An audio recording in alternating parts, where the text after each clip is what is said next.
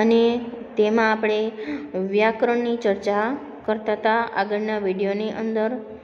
તો તેમાં આપણે વાક્યના પ્રકારો જોયા, કહાવતે જોઈ, અને આજે આપણે એક નવા ટોપિક સાથે, જે એ નવો ટોપિક છે વિશેષણ ઓર વિશેષ્ય.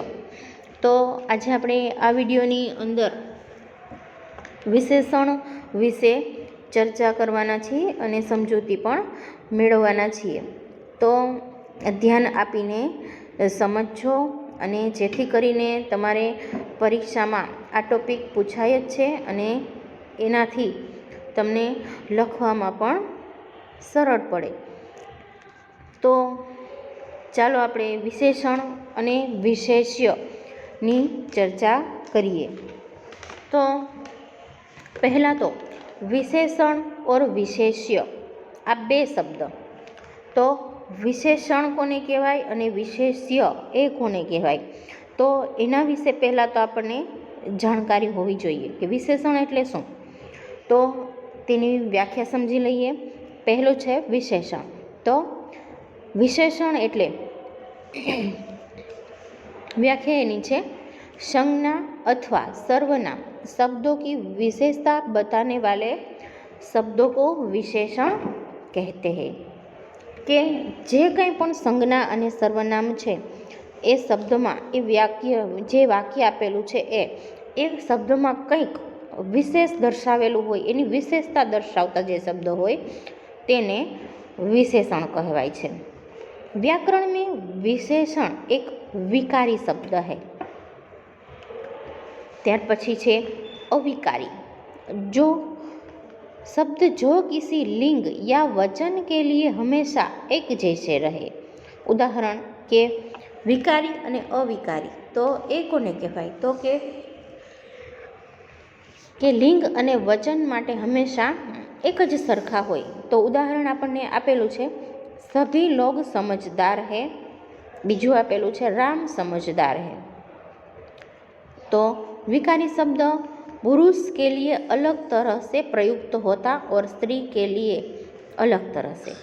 विकारी छे ए बने स्त्री अने पुरुष माटे बने अलग अलग रीते प्रयोजाय छे, अने ज्यारे अविकारी छे ए बंनेमां एक ज सरखुं. तो उदाहरण आपेलू छे काला, भारी, गीला, गरीब, अमीर, टूकीला, पिछला, दोपहर, बाहरी, पंजाबी, मीठा, खद, खट्टा, एक, दो आदि. आ बधा ज शब्द छे ए विकारी शब्दो छे. तो आ हती विशेषणनी. हवे एनाथी पण वधारे विशेष्य. तो एनी जानकारी. जिस संख्या या सर्वनाम शब्द की विशेषता बताई जाती है वह विशेष्य कहलाती है.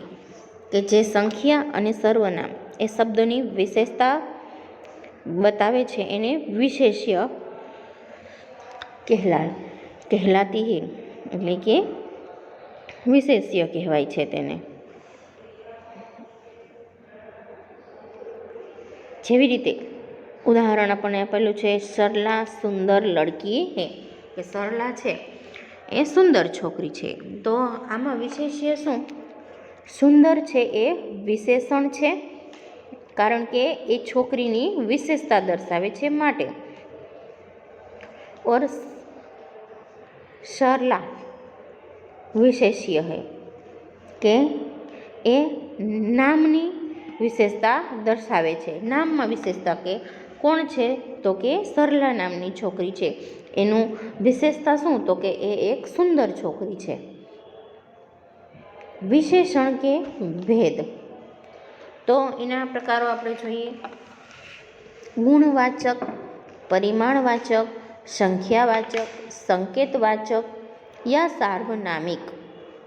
તો એમાંથી આપણે પહેલું જોઈએ ગુણવાચક વિશેષણ. તો ગુણવાચક વિશેષણ શું, તો કે એ શબ્દની વાક્યમાં જે ગુણ દર્શાવતો શબ્દ હોય એ. તો પહેલું છે એમાં ભાવ.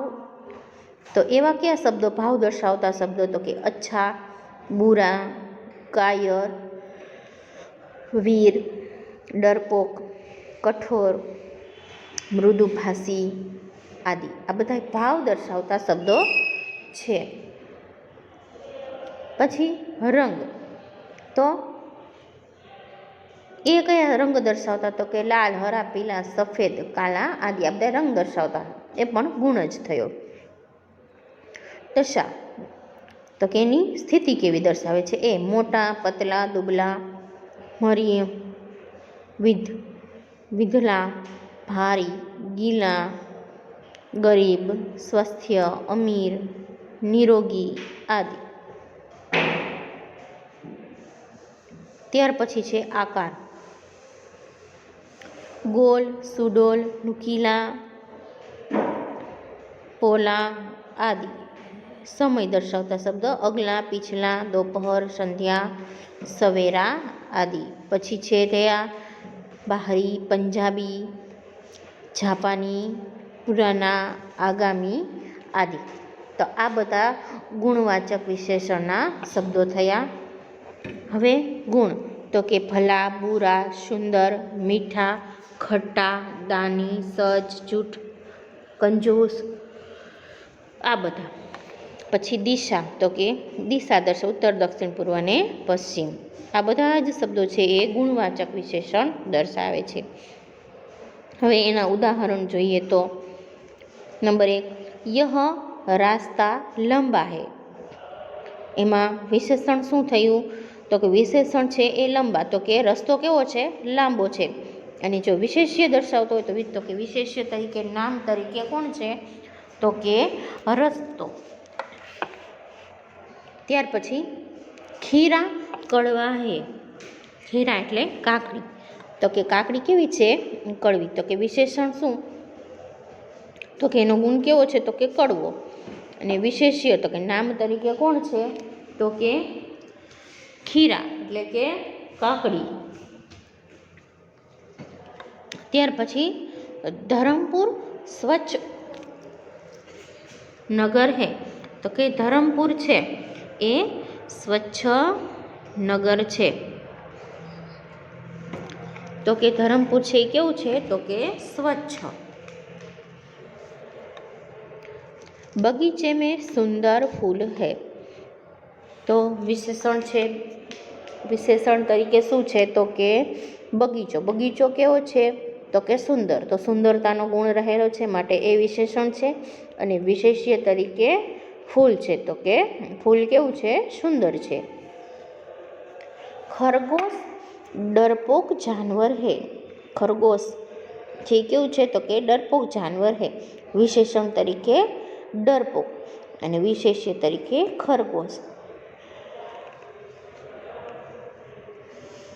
उसका रंग चमकीला है. विशेषण तरीके तो के चमकीला. तो के विशेषण છે એ ચમકીલા. વિશેષ્ય उसका. પરિમાણવાચક વિશેષણ. તો પરિમાણવાચક વિશેષણ નિશ્ચિત પરિમાણવાચક. પરિમાણવાચકમાં જોઈએ તો એક છે એનો પ્રકાર નિશ્ચિત પરિમાણવાચક અને બીજું છે અનિશ્ચિત પરિમાણવાચક.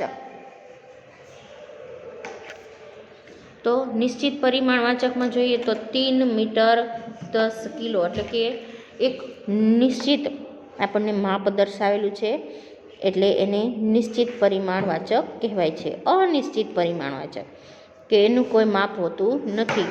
ઇતની સી, કુછ, થોડા સા આ બધું છે એ અનિશ્ચિત દર્શાવે છે માટે. એના ઉદાહરણો છે વિજાડ રાહુલ યાદવ 10 કિલો ચીની લે આવો. આમાં છે નિશ્ચિત પરિમાણ. કેટલા માપ કેટલું આપ્યું છે? તો કે 10 કિલો. વિશેષણ થાય છે 10 કિલો અને વિશેષ્ય તરીકે ચીની.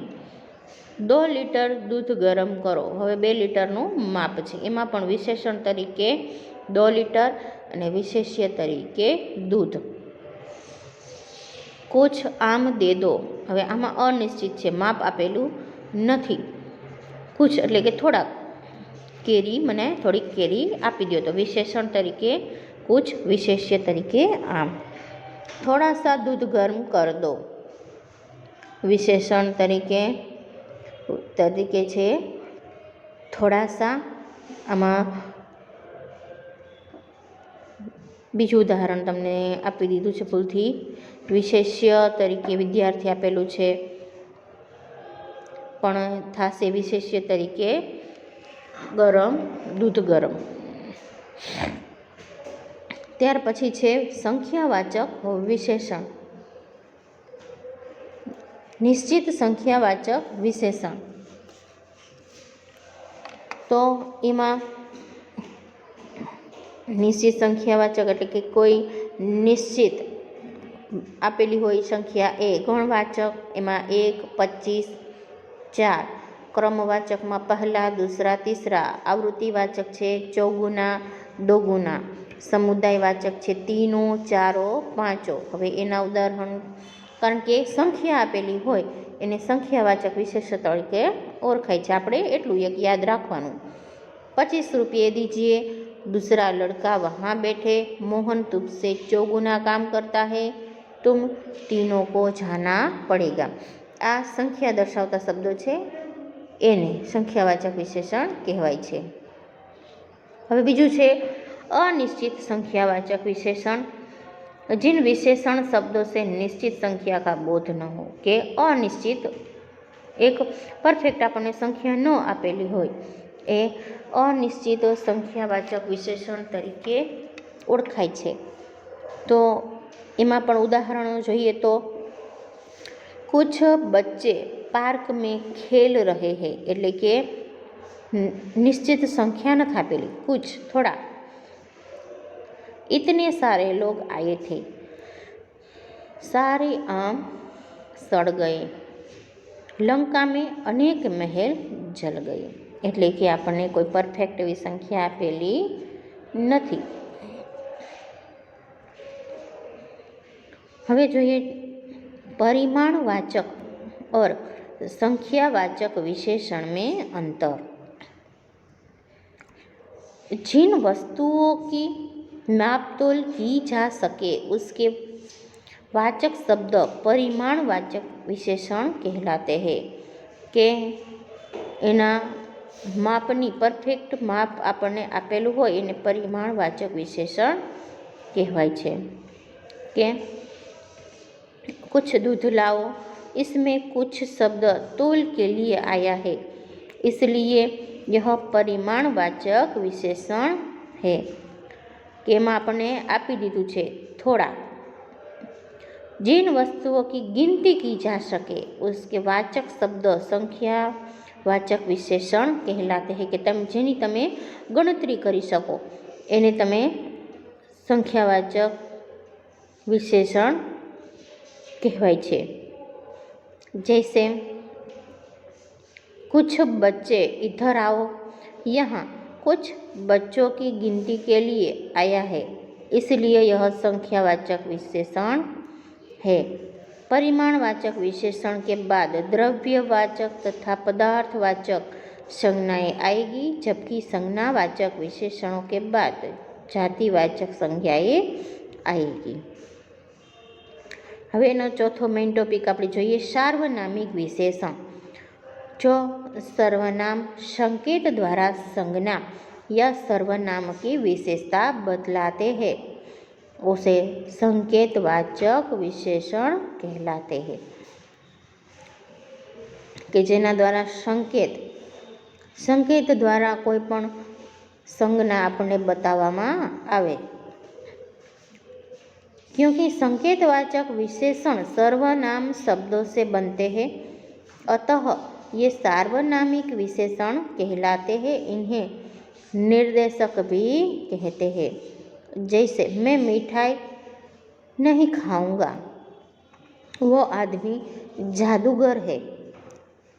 कौन छात्र मेरा काम करेगा, वह आदमी व्यवहार से कुशल है, કે આપણને સંકેત આપે છે। सर्वनाम और सार्वनामिक विशेषण में अंतर।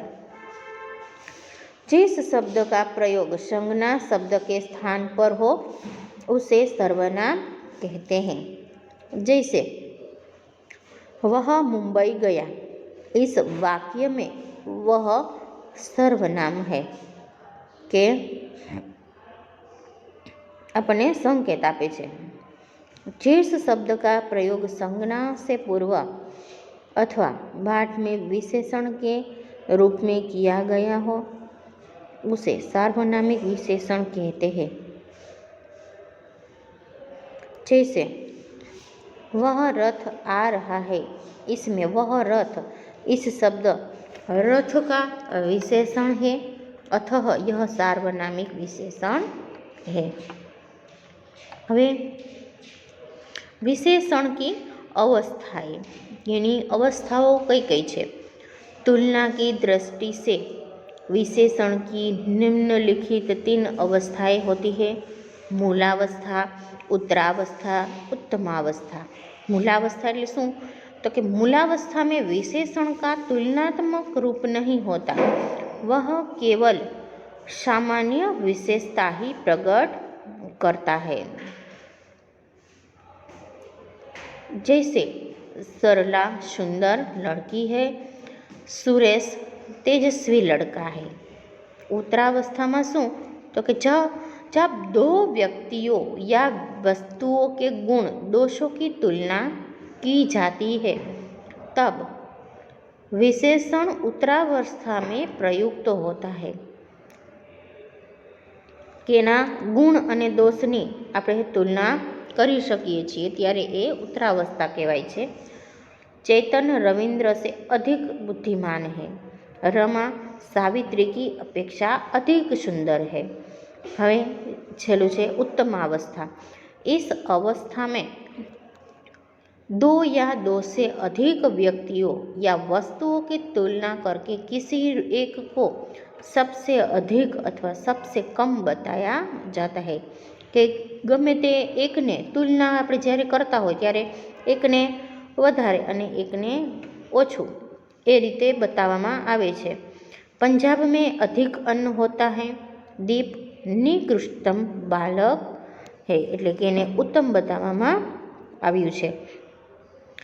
તો અહીં આપણા આ વિશેષણ અને વિશેષ્યની વિશેષ જાણકારી તમને મળી અને જેથી કરીને તમને પરીક્ષામાં પણ લખવામાં સરળતા રહે।